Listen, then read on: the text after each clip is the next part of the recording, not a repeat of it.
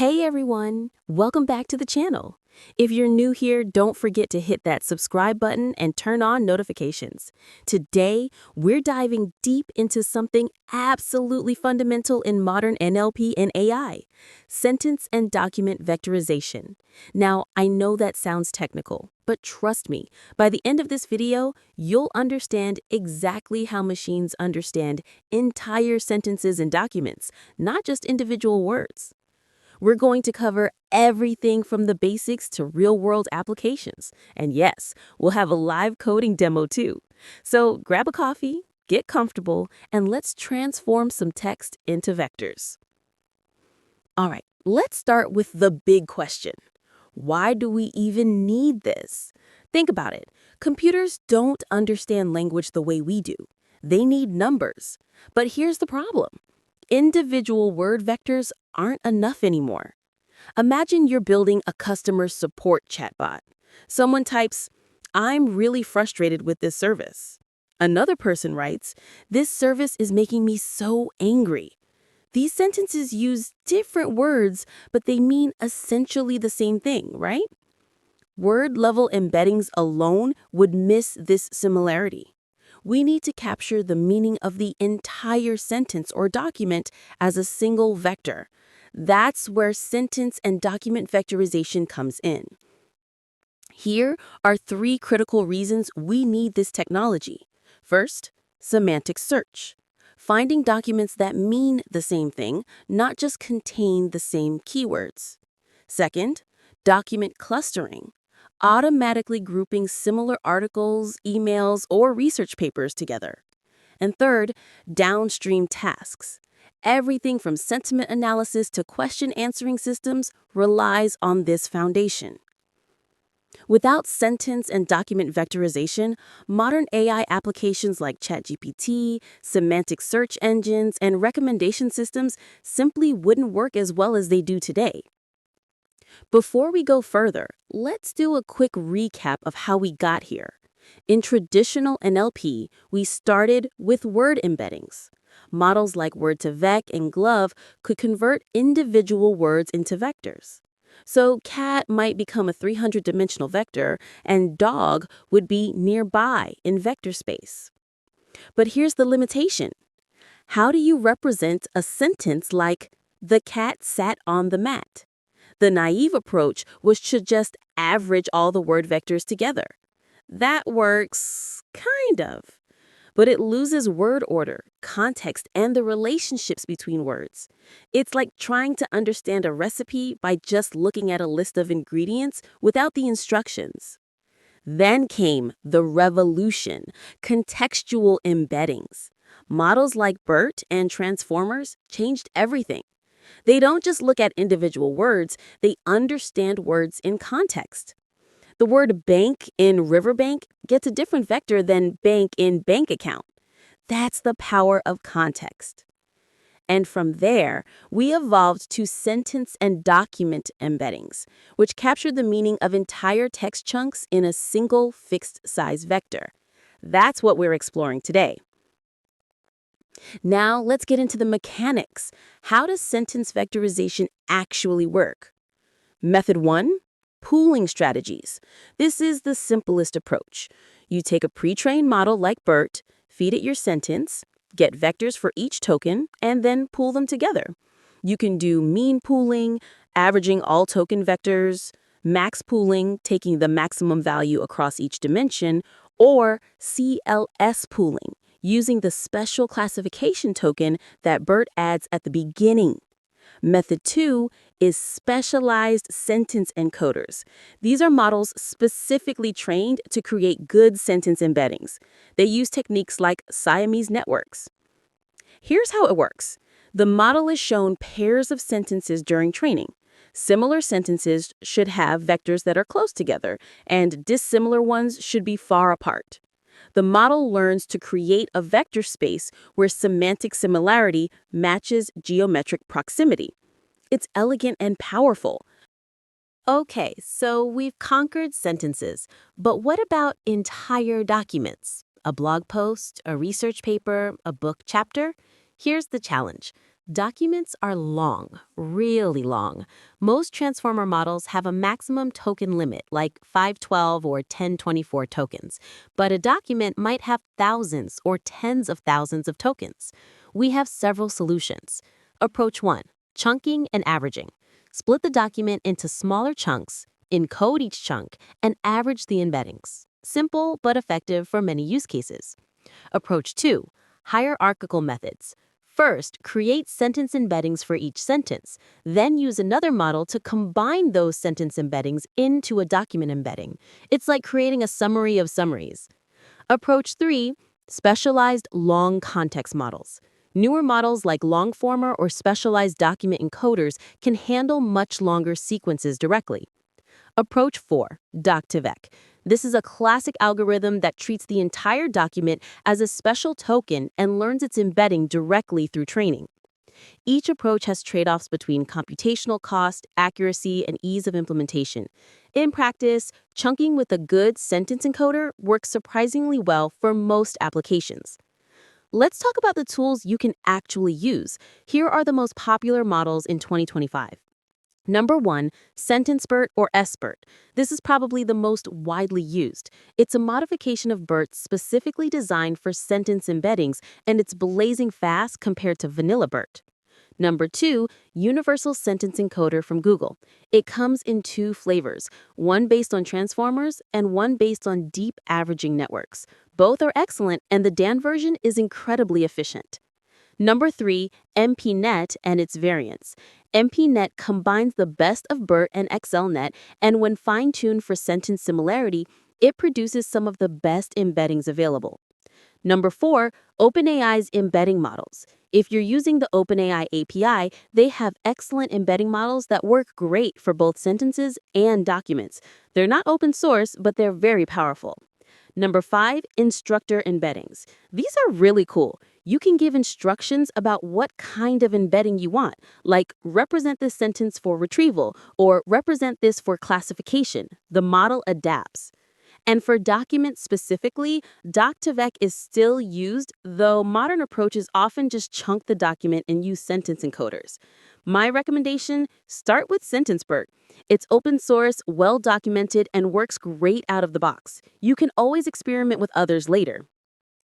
This is one of my favorite parts, actually seeing how these embeddings work. Remember, these sentence embeddings are high-dimensional vectors, typically 384, 768, or even 1536 dimensions. We can't visualize that directly, but we can use dimensionality reduction techniques like TSNE or UMAP to project them down to 2D or 3D. When you do this, something magical happens.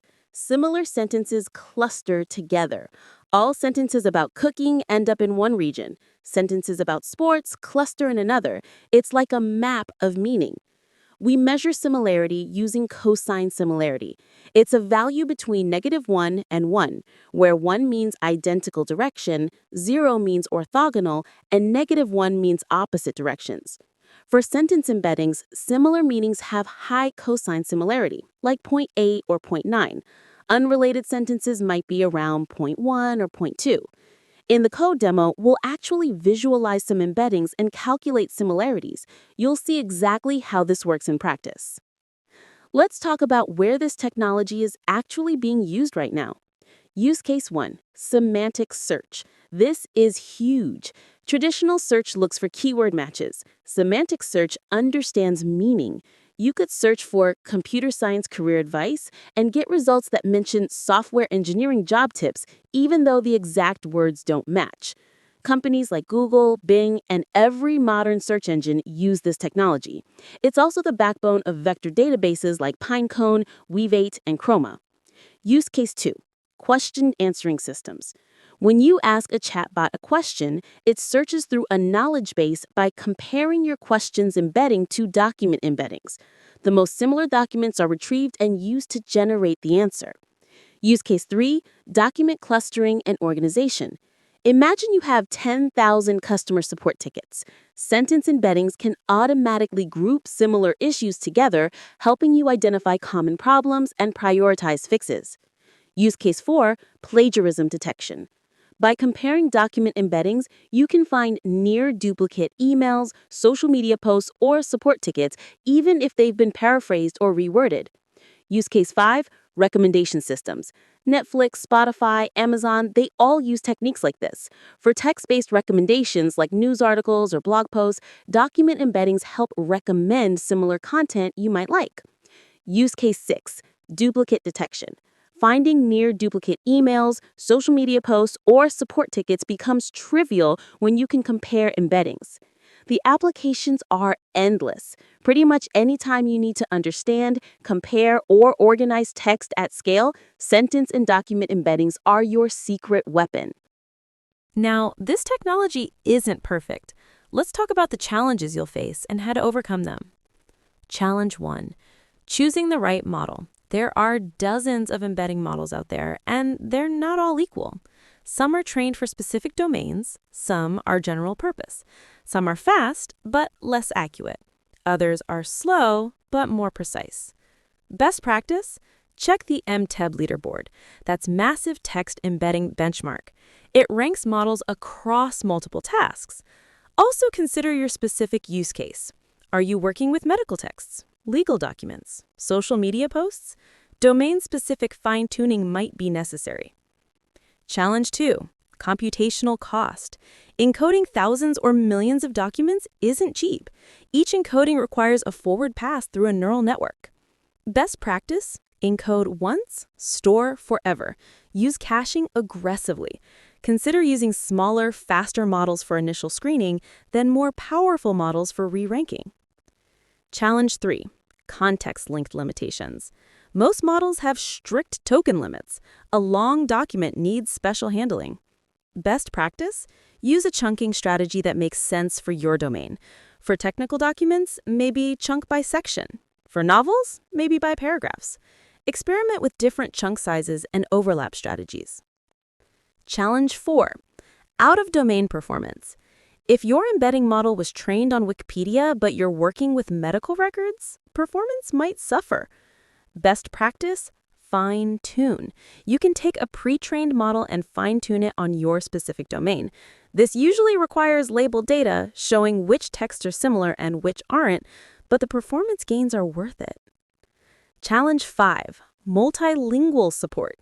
Many models only work well in English. If you need other languages, you need specifically multilingual models. Best practice? Use models like multilingual SBERT or Lapse that are explicitly trained on multiple languages. Check their performance on your target languages specifically. The key is to experiment, measure, and iterate. Don't just grab the first model you find. Test it on your actual data. All right, theory is great, but let's see this in action. I'm going to show you a quick practical example using Python and Sentence-BERT. I'll walk through the code. First, we'll install the Sentence Transformers library. Then we'll load a pre-trained model. I'm using all-mini-lm-L6-v2, which is fast and accurate. Next, we'll create some example sentences. I've got sentences about different topics. Some about food, some about technology, some about sports. Then we'll encode these sentences into vectors, just one line of code. The model returns a NumPy array where each row is a sentence embedding. Now for the fun part, calculating similarity. We'll compute the cosine similarity between all pairs of sentences. You'll see that sentences with similar meanings have high similarity scores. Finally, we'll visualize these embeddings in 2D using UMAP. Watch how similar sentences cluster together. Look at that. The sentences about food are all grouped together. The text sentences are in their own cluster. This is exactly what we want to see. Before we wrap up, let's talk about where this technology is heading. Trend 1, larger context windows. Models are getting better at handling longer sequences. We're seeing models that can encode entire documents without chunking, even documents with tens of thousands of tokens. Trend 2, better multilingual models. The gap between English and other languages is closing. Future models will handle code switching, low-resource languages, and cross-lingual retrieval much better. Trend 3, Instructor-tuned embeddings. Like the instructor model I mentioned, we're moving towards embeddings that can be customized on the fly based on what you're trying to do. Trend 4. Integration with large language models. The line between embedding models and LLMs is blurring. Models like GPT-4 can already generate embeddings, and this integration will only deepen. Trend 5. Multimodal embeddings. This is the big one. Future models won't just encode text, they'll create embeddings for text, images, audio, and video in a shared space. Imagine searching for a concept and getting relevant results across all media types. We're living in an exciting time for NLP. The tools we have today would have seemed like science fiction just a few years ago, and we're just getting started. And that's it. We've covered sentence and document vectorization from the ground up, why we need it, how it works, the best models to use, real-world applications, challenges, and even a code demo. If you found this helpful, please give this video a thumbs up. It really helps the algorithm. And subscribe if you want more deep dives into NLP, machine learning, and AI. Drop a comment below telling me, what are you planning to build with sentence embeddings? I read every comment and I'd love to hear your ideas. Thanks so much for watching, and I'll see you in the next one. Keep learning, keep building, and happy coding.